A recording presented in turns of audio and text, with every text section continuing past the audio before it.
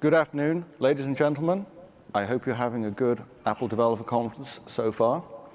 My name is Stuart Cheshire, and we're going to be talking about networking. We have a lot of material to cover, so let's get right to it. This is going to be a two-part session. In part one, I'm going to give you some status updates about technologies that have been in the works for many years. Explicit congestion notification is a new way to manage flows through the internet without the cost of packet loss. And IPv6, as I'm sure you're all aware, is the emerging protocol for the internet. We're going to tell you about some changes in the networking stack on iOS and some new facilities that are now available in network extension. And then finally, we're going to give you some very exciting news about multipath protocols. The iPhones that we all have are inherently multipath devices. They have multiple radios in them.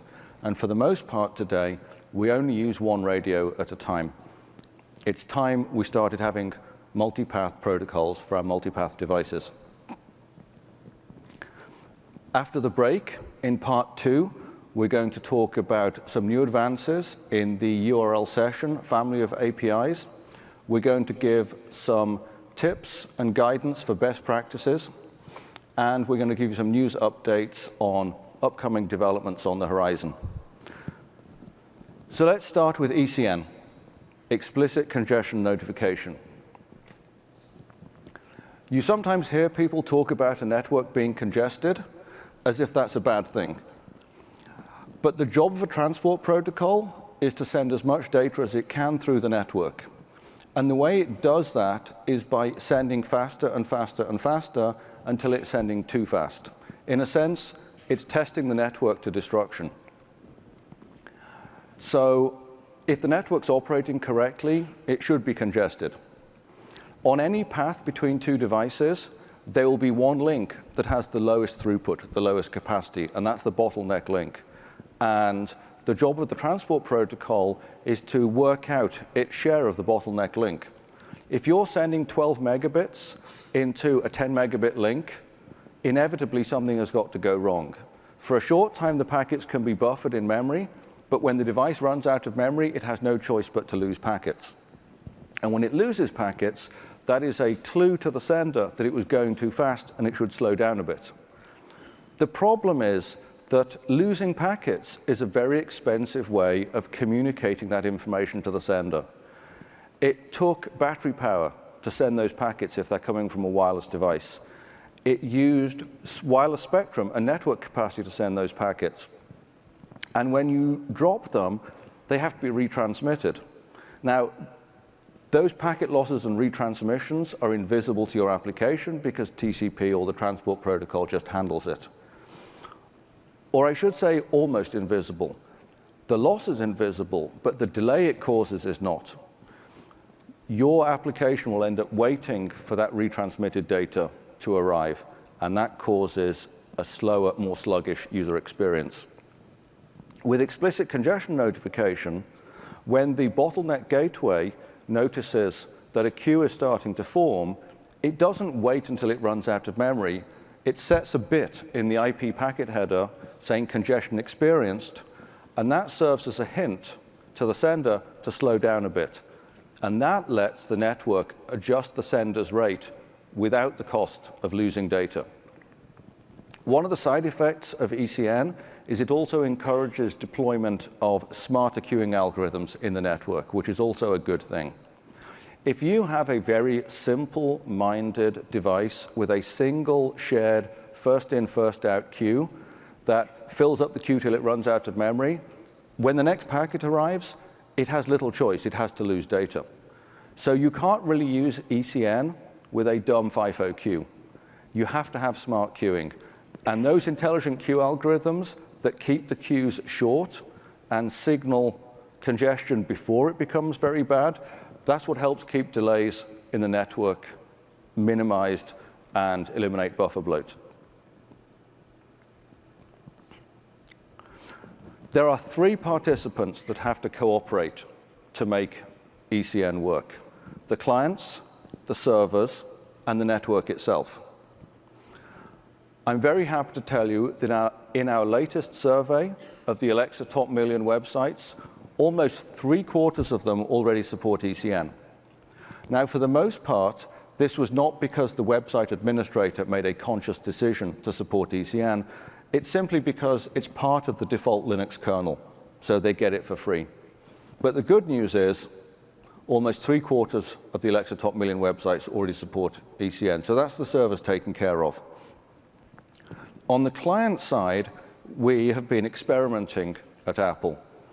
In iOS 10.3, for all eligible TCP connections on Wi-Fi, Ethernet, and selected mobile carriers, we toss a coin, and half of the TCP connections will request ECN. We did this to gauge whether the internet was safe for ECN. 5 years ago, this experiment would probably have produced different results. There were old firewalls and middle boxes that might have got confused by the ECN bits.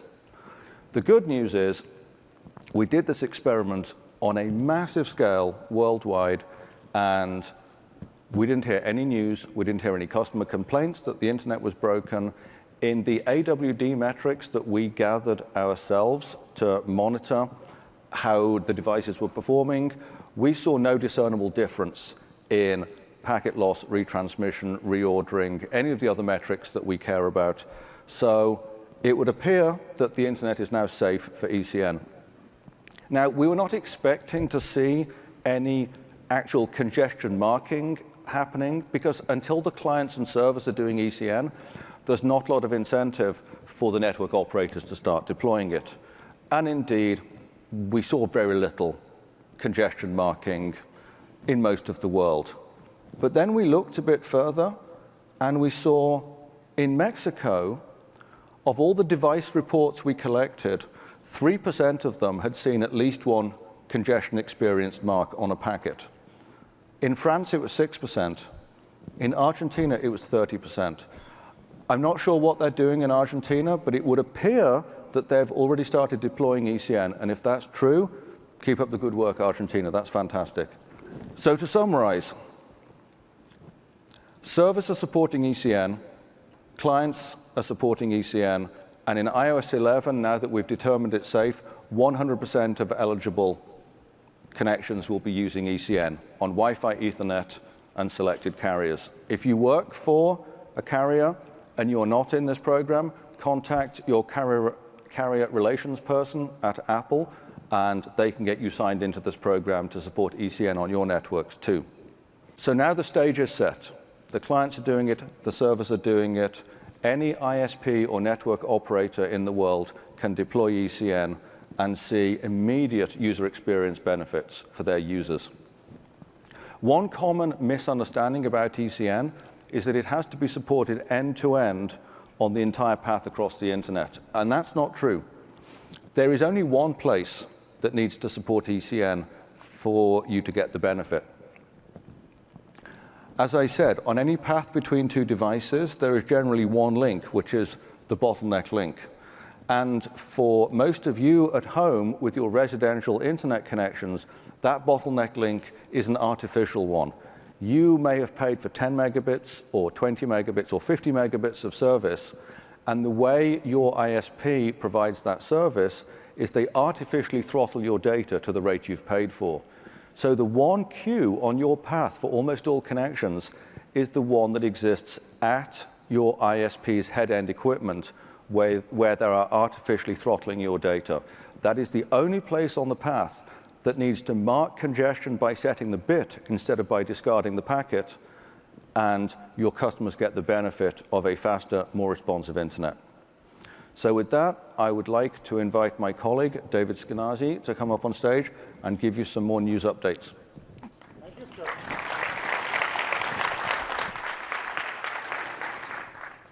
Good afternoon, everyone.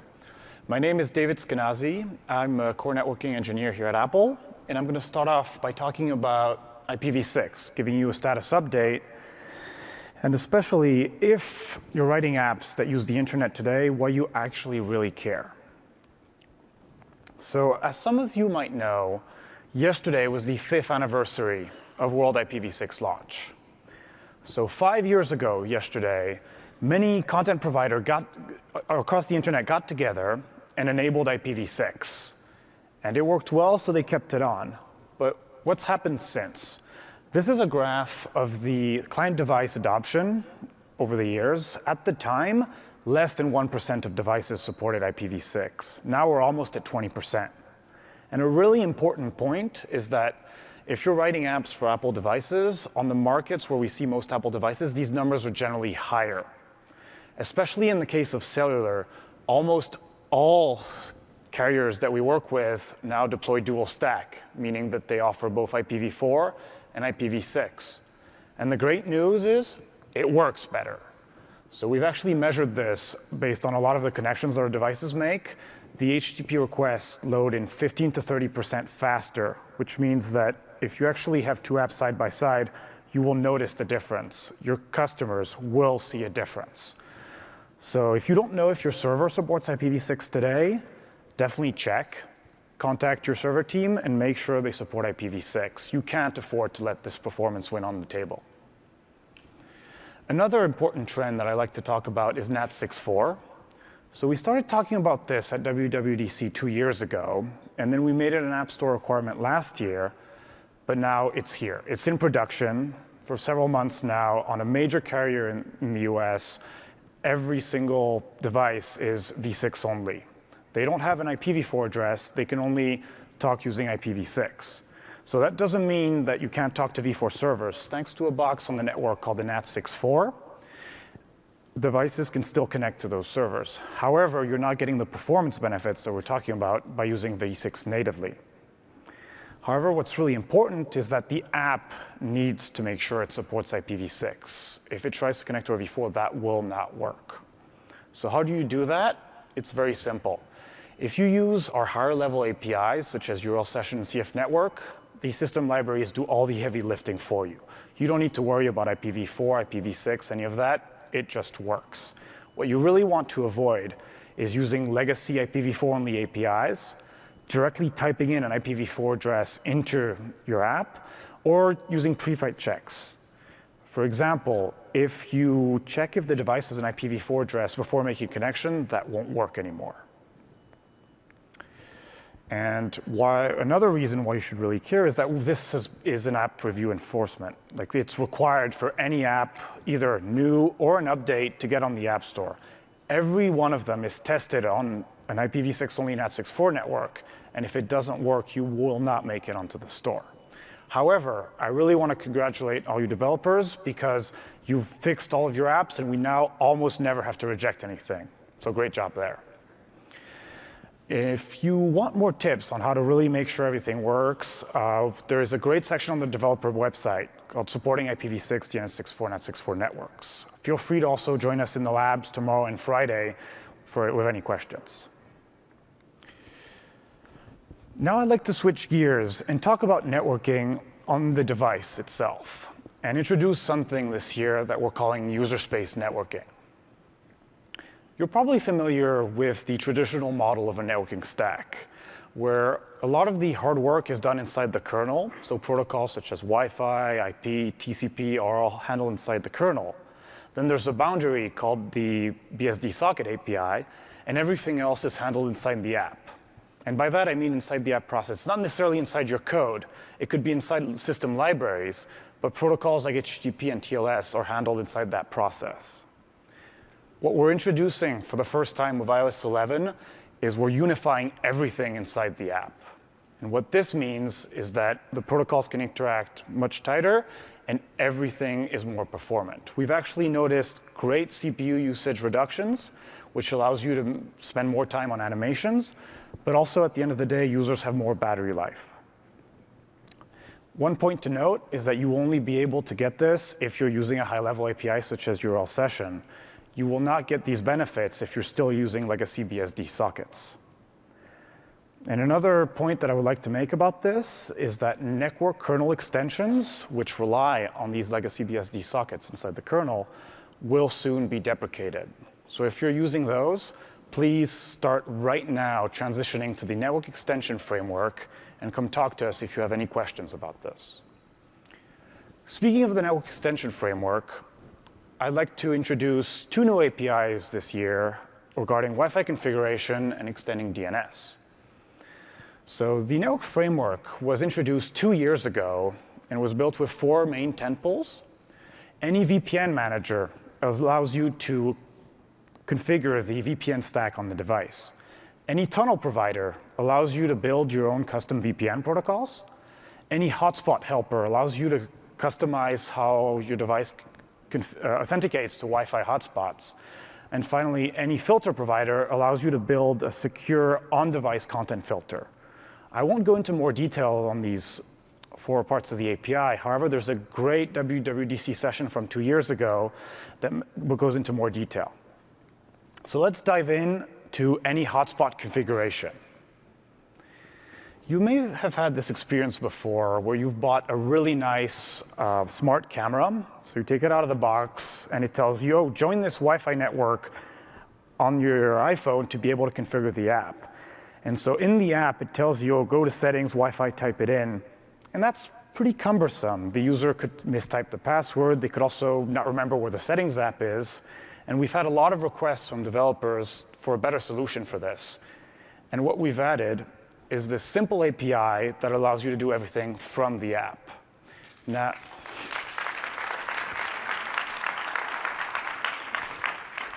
the user never has to leave the app anymore. They just get a prompt to make sure they will actually want to do this. They click join, they associate to the Wi-Fi. Simple as that. You can even set up this API to be temporary. So if you're building a configuration app for a smart device, you only really want to be connected to that Wi-Fi if you're inside the app. So if the user decides to leave your app and go do something else, the device will automatically disassociate from Wi-Fi and rejoin their other Wi-Fi networks. You can also use this API for the traditional sense of using Wi-Fi. For example, if you're building an app for a chain of cafes and would like your users to automatically join the Wi-Fi in these cafes. And of course, this API supports all the modes of authentication that our Wi-Fi stack supports today.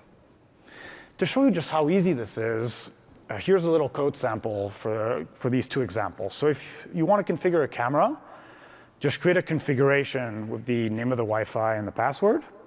Set the join once property to indicate that you want to disassociate when the user leaves your app, and just apply the configuration. Then check the result value for success. In the cafe use case, which is even simpler, just create a configuration, apply it, and you're done. Now I'd like to talk about any DNS proxy provider. This API lets you customize how the iPhone or other iOS device interacts with DNS. So this API allows you to, in its simplest mode, simply redirect all the DNS queries to a resolver that you own.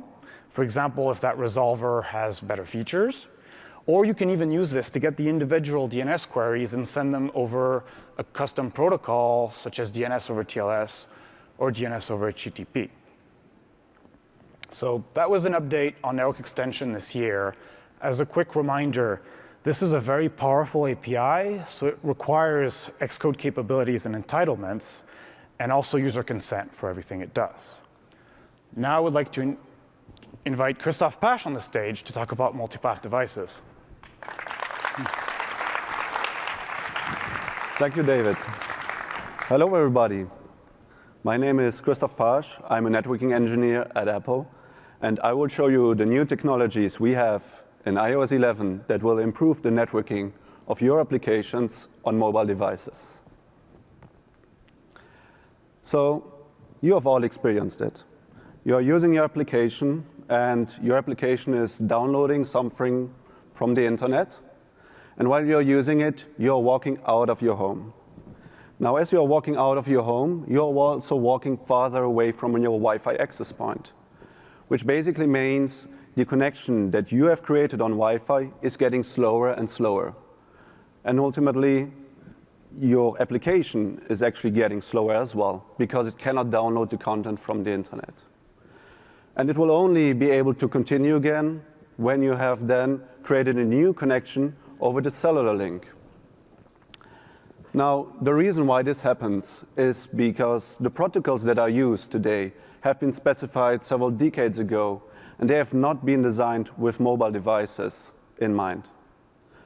Now, at Apple, we are aware of this problem since several years now, and we have technologies in iOS that try to address exactly this scenario. We have Wi-Fi Assist since iOS 9, and now in iOS 11, we are pushing this even farther. We are introducing a new multipath transport protocol that is called Multipath TCP, and we will open it as a public API in iOS 11. Now, let's take a step back first, and let's take a look at what are the scenarios that we are trying to address here. So when your phone is connected to a good Wi-Fi network, what will happen is you create a connection and you will only download from the Wi-Fi network. Now, as your user is walking out of the Wi-Fi, walking away from it, what happens is the signal strength will get lower and lower, and the connection will get slower, and ultimately it completely stops. What happens then is you will need to, if you want to keep on downloading your data, you will need to create a new connection on the cellular link, and from that moment on, you're good to go again, and your application responds again to the data that's coming from the server. If you want to handle this kind of scenario inside your application at the application layer, there are quite a few things that you need to do. First, you will need to record everything that you're doing, because you never know when Wi-Fi is going to drop out. So you will need to remember what you have been doing and what were the requests that are in flight. Second, you will need a way to detect that Wi-Fi is getting worse. So you'll need to somehow monitor the progress of the Wi-Fi connection. Now, once you have finally detected that Wi-Fi is no more available and can no more deliver the service that you need, you will need to create a new connection over cellular. That means you need to do a DNS handshake, a TCP handshake, and a TLS handshake. And only after all those steps, you can finally send your request over the cellular interface, and your application can make progress again. Doing this at the application layer is very cumbersome. And that's one of those scenarios that we want to address. Let's take a look at another scenario. It's basically when you're in a very poor Wi-Fi scenario. For example, you're sitting in a cafe and you're connecting to the public hotspot. Now, usually this hotspot probably works very well. However, sometimes there are some other users also in this cafe, and maybe one of them is downloading a huge file. And because very often there's a lack of smart queue management in the network, this download of this huge file will create a large chunk of buffer bloat inside the network. And this buffer bloat is making all other internet connections also very slow. And so it means basically your application will no more be able to download the traffic from the data, from the internet. If you want to address such kind of scenarios inside your application, you would want to basically create a connection on Wi-Fi and on cell. And as soon as you realize that Wi-Fi is no more good enough because the delay is just getting too high, you want to send a little bit of data over the cellular network so that you can make progress again. And as soon as Wi-Fi is getting better again, you want to switch all your traffic back to Wi-Fi. Doing this at the application layer would be extremely difficult. So this brings me to Wi-Fi Assist, which is a technology that we have since iOS 9 and that tries to address these kind of scenarios. Wi-Fi Assist is triggered whenever we are in a marginal Wi-Fi scenario, which means the signal strength of Wi-Fi is very low. And whenever the phone and iOS is detecting this, what happens is we will play a fittest wins out contest between Wi-Fi and cell. So when you are creating a new connection, we will first attempt to create this connection on Wi-Fi. And shortly after that, where if this connection hasn't been established, we will go on and create a connection over cell. So that way we are able, if cellular data wins, we will start using the cellular link.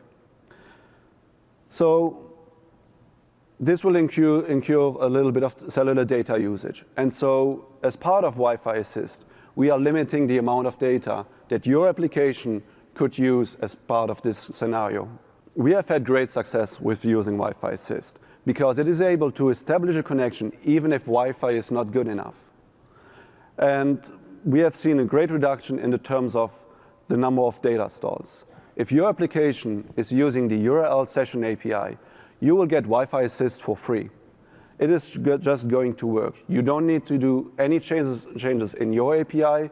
You don't need to do any changes inside the servers. It just works. Now, the thing with Wi-Fi Assist is that it does this at flow creation time. And as I explained earlier, once a flow is established, it will stick to this interface. So if Wi-Fi Assist was used and for some reason the Wi-Fi interface won the race, this flow that has been established on the Wi-Fi interface is going to stay there. So even if Wi-Fi afterwards is getting worse, this flow is going to get slower and slower, and it will eventually stall. So the only way to address this problem is by creating a new protocol that is understood by the client and the server. And this brings me to multipath TCP. Multipath TCP is the protocol that has been designed specifically for mobile devices. Multipath TCP is specified by the IETF as a standard. And it provides the exact same service as TCP, which means it is a reliable byte stream service. So if you are using HTTP, if you are using TLS, HTTPS, multipath TCP can be used just for that. Additionally, it is built on top of TCP. So it benefits from the years and years of experience that we have with developing TCP. And it benefits from the reliability and from the congestion control that TCP is providing. What it does on top of TCP is that it provides a way to seamlessly move traffic from the Wi-Fi interface over to the cellular interface whenever it realizes that Wi-Fi is not good enough. And it also allows to move the traffic back again so that your application is not consuming cellular data. It is also able to choose the best interface if you have a latency-sensitive and interactive flow. So let's dive a little bit deeper into multipath TCP. If you're building your application on top of the URL Session API, multipath TCP sits just below this. So as your layer, you don't really need to worry about those different interfaces. Now, what happens is when you're sending data, you're sending something through the URL Session API. This data will go through your URL session over to the MPTCP stack. And the MPTCP stack is in charge of scheduling this traffic over either Wi-Fi or the cellular link. Now, how does it do this scheduling over Wi-Fi and or cell? Well, it does this by creating the so-called TCP subflows. Those TCP subflows, one for each interface, are actually full-fledged TCP connections. And MPTCP is in charge of making sure that the data gets sent over either of them. It is also in charge of creating and destroying those TCP subflows. So again, at your layer on top of your URL session, you are not even aware of those subflows. MPTCP decides when to create those subflows and when to destroy them again. Now, multipath TCP is actually not that new. We have been using it since several years now at Apple in iOS. And we are using it since iOS 7 for Siri.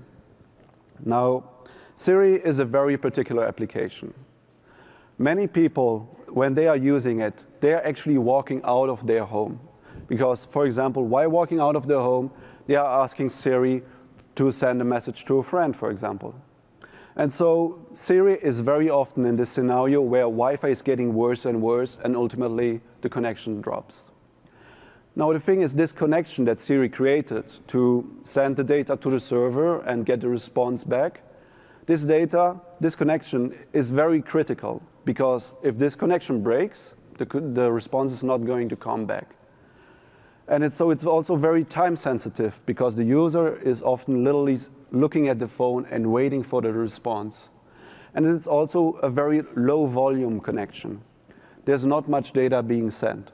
So even if we send a little bit of data over the cellular link, it is not going to be a lot of data, only a few kilobytes.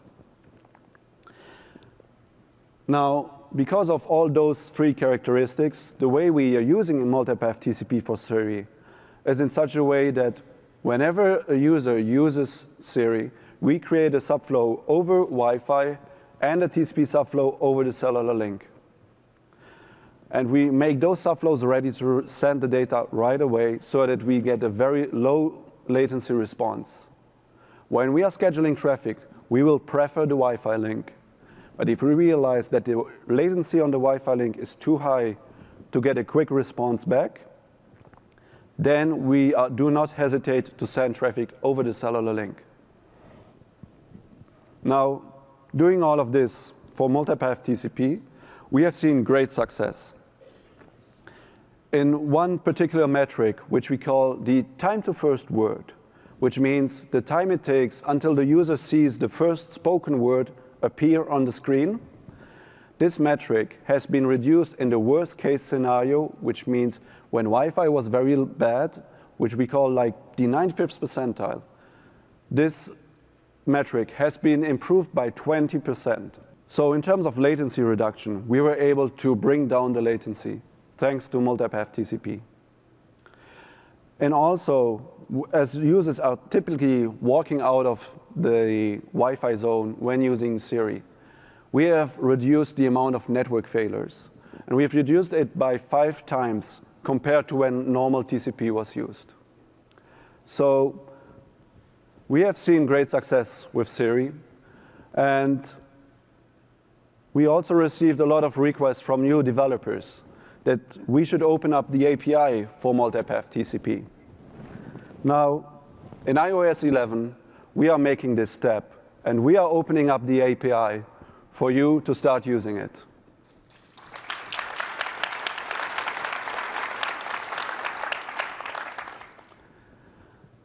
So, in order to start using the API, there are 3 things that I will have to talk to you about it. And I will come to each of them in a minute. First of all, because it's a new protocol, we will need server support. Once you have the server support, you can start to choose which of your connections would benefit from MPTCP. And then, once you've chosen the connections, you can then, as a third step, start opting into the URL session API. So let's start with the server support for multipath TCP. Now, it is a very new protocol, and so by default, most server infrastructures do not support multipath TCP. This means that you will need to update or change your server infrastructure to start supporting multipath TCP. However, there are good news. If you are using one of the many load balancers from one of the famous vendors, there's a very high chance that this vendor already supports multipath TCP. So ask your server team. Ask them to check the manual of the load balancer that they are using. Maybe ask the vendor if they support multipath TCP. And if they do, all you need to have to do is you enable it in the configuration of your servers. And from that moment on, you're good to go to start using multipath TCP. If, however, you are using Linux on your server infrastructure, the mainstream Linux kernel doesn't yet support multipath TCP. However, there's the new Linux kernel, which is available at this website, that you can install and that will be able to provide multipath TCP to your server infrastructure. On this website, you will find AWS and instructions for Google Compute Engine to install multipath TCP. And we are also working together with the open source community of this new Linux kernel to maintain it. And also, we are working with the open source community to make this multipath TCP code available in the mainstream kernel so that all the distributions, all the Linux distributions are getting it by default. Now, if you have your server infrastructure and you have a bunch of backend servers, that are sitting behind a load balancer, a Linux load balancer. All what you need to do in your server infrastructure to get multipath TCP in this environment is that you update the Linux kernel on this load balancer. You put an HTTP proxy on top of it, like AJ proxy or Nginx.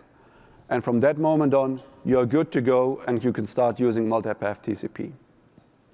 So at the end of this week, when you go back to your companies, go and talk to your server team and tell them to get the infrastructure ready for multipath TCP. So once you have your server infrastructure ready to go, then you can start looking at the connections that you have inside your applications and which one would benefit the most from multipath TCP. We are exposing the multipath TCP service type, which is providing two types of different services using MPTCP. The first one is the handover mode, which provides a high reliability for your long-lived connections. The second is the interactive mode, the mode that we are using for Siri. And this one provides a low latency response for your interactive and latency-sensitive connections. So let's start with the handover mode. The handover mode is able to move traffic from Wi-Fi to cell and from cell back to Wi-Fi. Whenever you are in a network that has good Wi-Fi coverage and you choose to opt into the handover mode, what will happen is you will create a connection only on the Wi-Fi link, and we will only be using the Wi-Fi link, no cellular data usage at all. If, however, now the user is walking out of the Wi-Fi zone and the Wi-Fi signal is getting worse, when we realize that this is happening, we will bring up the cellular link and we will create a TCP subflow on the cellular interface. So from that moment on, your application will be using the cell data. If now the user is walking back into good Wi-Fi, what happens is we will tear down the cellular link again and move all the traffic back onto the Wi-Fi link. This allows us to basically minimize the cellular data usage at all cost. We encourage you to use it for your persistent and long-lived connections. Those kind of connections which you cannot easily restart or restart from the beginning. Those connections would benefit the most from the handover mode. Now, as I mentioned, multipath TCP is being part of Wi-Fi Assist. And in Wi-Fi Assist, we have limits that try to limit the amount of data that we are sending on the cellular link. So we encourage you to use the handover mode only for low volume connections. Because if you hit the Wi-Fi Assist limit, we will stop using the cellular link, because we don't want your application to show up as the one that is consuming the most cellular data. So be mindful when you are choosing the handover mode for your connections. Don't use it for your bulk data transfer where you are downloading gigabytes and gigabytes of data. And the handover mode is available right away in the first beta that you are getting since Monday. Now let's get on to the interactive mode, the mode that is trying to reduce the latency for your latency-sensitive and interactive connections. Whenever you're using the interactive mode, we will bring up both Wi-Fi and cell right away, even if Wi-Fi is in a good state, because we want to schedule the traffic in such a way so that we are reducing the latency. We will still prefer the Wi-Fi interface, but as soon as we realize Wi-Fi is not good enough, we will not hesitate to start sending data on the cellular link. So use it for your very interactive, latency-sensitive flows, the kinds of flows that are not transmitting a lot of data, again, because we have the Wi-Fi Assist limit that we are applying, and so if your flows are hitting this limit, we will stop using the cellular link. Multipath TCP will try to reduce the latency as much as it can for those kind of connections. It will incur some cellular data cost, and we will be giving this to you in an upcoming beta release for you to start using it. So now we have the server infrastructure. We have chosen which connections would benefit from the handover mode, which connections would benefit from the interactive mode. Now you can start using the URL session configuration property to opt in your connections to this API. And we are exposing it in a very simple way. All what you need to do is you need to set the multipath service type in your URL session configuration property. You can choose between the handover mode or the interactive mode. And from that point on, you're good to go. Your connections will try to use multipath TCP, and they will benefit from it. Now, in order to use it, you will need to add the capability multipath in Xcode so that you can start using it. Now, this brings me to one last thing that I need to talk about, and this is the aggregation mode. Now, imagine you're connected to Wi-Fi, and it's providing you 1 megabit per second in terms of throughput. On the other side, you have cellular, and it is also giving you 1 megabit per second of throughput. Wouldn't it be good if you can combine both together into one big link that gives you 2 megabits per second? Multipath TCP is providing exactly this. It allows to aggregate the capacities of multiple links into one bit connection. So this aggregation mode is available to you for experimentation. And why is it experimentation? Well, if we are aggregating the capacities of both links together, we are consuming quite a little bit of cellular data. So we want you to think about what kind of connections do you have in your application that would benefit from a little bit higher throughput at the cost of cellular data usage. If you want to use the aggregation mode, what you need to do is you go into the developer settings on your phones, you flip the switch to enable the aggregation mode, and from that moment on, you can start experimenting with the aggregation URL session configuration property. This mode, on customer devices, it will not be available. So you can start experimenting with the aggregation mode in an upcoming beta release. So let's recap. In iOS, we are very well aware of this problem of using multiple interfaces on mobile devices. We have Wi-Fi Assist since iOS 9, and we see a great benefit in using Wi-Fi Assist. Now, in iOS 11, we are pushing this even farther. We are adding multipath protocols into Wi-Fi Assist. And this protocol, multipath TCP, is open as a public API in iOS 11. You can use it for the handover mode or for the interactive mode to improve your user experience inside your applications. So with this, you will now have a little break. This was the first part of the networking session. After the break, you will get the second part. In this second part, we will be talking about new exciting APIs at the URL session layer that will improve the networking for your applications. Thank you.